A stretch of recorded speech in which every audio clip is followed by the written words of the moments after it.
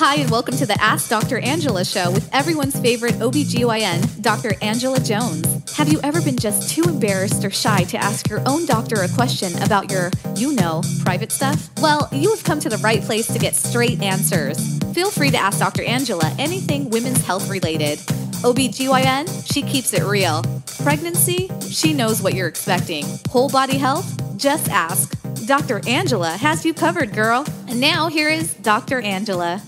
What's good, people? This is Dr. Angela, everyone's self-proclaimed favorite OBGYN, and I would like to officially welcome you to episode 73 of the Ask Dr. Angela podcast. It is Super Bowl. I was going to say Sunday, but it's not exactly Sunday today, but it is Super Bowl weekend. And everybody's so excited about the game. I'm excited about the snacks. That's probably my favorite thing. The snacks, the commercials, the halftime, all of these things. So who you going with? Cam or Peyton? I think that for me, the heartfelt answer is Peyton Manning. He's an old guy. You want to see him go out on top. But, if we're going to keep it real, you got to go with Cam. He is just such a rock star. Just been doing it this whole season. I think the Carolina Panthers only lost one game this whole season. But anyway, a lot of us are really getting into the Super Bowl spirit. I just mentioned to you that I am on call this weekend. I'm always on call on the big events. But anyway, I was seeing one of my patients, and it was the funniest thing. Her husband actually was at this visit. And, I'm like, well, if the baby delivers this weekend, then you're going to get me. And if it's Sunday and we're in the labor room, you should have some good snacks. And so the husband says, yeah, we'll have great snacks. I'll bring the chips, all kinds of dip. And then he got really carried away. And he was like, and I'll bring some beers. And of course, that stopped me dead in my tracks. And I'm like, no, dude, you cannot bring beer. And what do you think we're running up in here? Of course, we were all laughing hysterically because who doesn't want a beer? But, I can't very well be going around promoting drinking and alcohol use in pregnancy. So not. But anyway, let's talk about today's topic, which is GSUI, genuine stress urinary incontinence. And, this is a lot more common than people think. It's just like discharge. All women get discharged, yet no one talks to their girlfriends about it. I'm always a little bit baffled by that. But, I did a recent blog post on stress incontinence, and, all kinds of craziness runs through my mind. But I got to tell you, when I knew that I was going to write about this, the first thing that came to my mind was that old Nelly song. You guys know Nelly. He's the rapper. He used to have that song, Drop Down and Get Your Eagle On. Well, anyway, I was like, drop down and get your kegel on. Drop down and get your kegel on. That's just hot, right? But anyway, that's just me and my ridiculousness. So just what the heck is stress incontinence? Stress incontinence is when you leak urine with anything that increases your intra-abdominal pressure, whether it's laughing, coughing, sneezing, lifting heavy objects. It happens to all of us. So don't be embarrassed about it. I see and hear about this so much. So the next time that you're, at one of your kids' games, and I use my soccer moms as an example, just ask, oh my gosh, does anyone else leak urine when they cough, sneeze, laugh, etc.? And I guarantee you, most of them are going to say, yeah, girl, that happens to us too. So what are some of the risk factors for stress incontinence? It's really easy. Being overweight, drinking too much caffeine.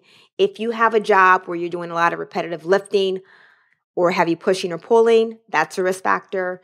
And if you certainly have chronic illnesses such as anything that's going to make you cough a lot, whether it's a lung condition, you're a smoker, etc., those are all risk factors for stress incontinence. What can you do to treat stress incontinence? Tons of things. I was just busting out, my Nelly version of drop down and get your Kegel on. Kegels. Love, love, love these. And don't tell me that you don't have time to do them. I'm doing them right now as we speak. This is the deal. You can do them anytime. You can do them at your desk. You can do them when you're sitting at a traffic light. Nobody knows what you're doing. I recommend that you do them in sets of 10, at least 50 a day. And this is the thing. You cannot expect for these to work overnight. I usually tell folks, give it at least 6 to 8 weeks. Certainly, Pessaries or another option that you can use. It's a nice way to avoid surgery. Pessaries are good because they will help support the neck of the bladder, which is really what the cause of this incontinence is, weaker bladder neck. Sometimes people resort to injectables to help bulk up the urethra so that you don't leak. Again, anything to support the bladder neck. And then there are also surgical options. And don't freak out when I say surgery because everything isn't about mesh. Everyone gets so freaked out when you start saying mesh surgery. But there are a couple of surgical options that include many other things other than mesh. And certainly some lifestyle modifications, losing weight, stopping smoking, decreasing your caffeine intake. These are things that will also help. And then last but not least, and I think that maybe I saw this in a magazine. I don't think I saw it in a commercial, but maybe a magazine. Urethral inserts. I mean, it's like putting a tampon inside your urethra. Yikes. Who wants to do that? I don't know anyone personally that's tried this, but if you do, let me hear from you. I want to know how that's working out for you. Anyway, just some quick fun facts about stress incontinence. Remember, it's not just you. You're just kind of afraid to ask, but I guarantee you it's not just you. So hopefully today's podcast has been both informative and brought a smile to your face. If you have a question or a topic that you would like featured on the Ask Dr. Angela podcast, please go to www.askdrangela. That's AskDrAngela. Click on the microphone on the right-hand side of the page and do what you do. If we feature your question on the podcast, someone from my team will reach out to you, get your information, and we'll send you one of our bomb-ass t-shirts. In closing, I'm going to leave you with this fantastic quote from Michael Jordan. Some people want it to happen. Some people wish it would happen. Others make it happen. This quote, I think, is amazing. It actually puts me in the mindset of that Mariah Carey song. You know, when she's like, make it happen. She's like, can make it happen. Make it happen, people. That song always cracks me up because I don't know, like, any of the words except for the part where she's like singing Make It Happen. But anyway, thank you so much for tuning into today's podcast. Until next time, look better, feel better, be better.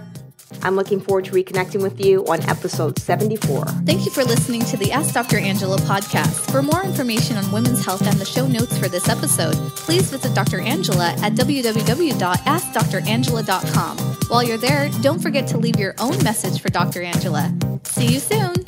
All of the information provided and discussed in this podcast is for educational and informational purposes only and should not take the place of consulting a physician. This podcast is not intended to diagnose, treat, or cure any diseases or illnesses and does not and should not replace treatment for a medical professional.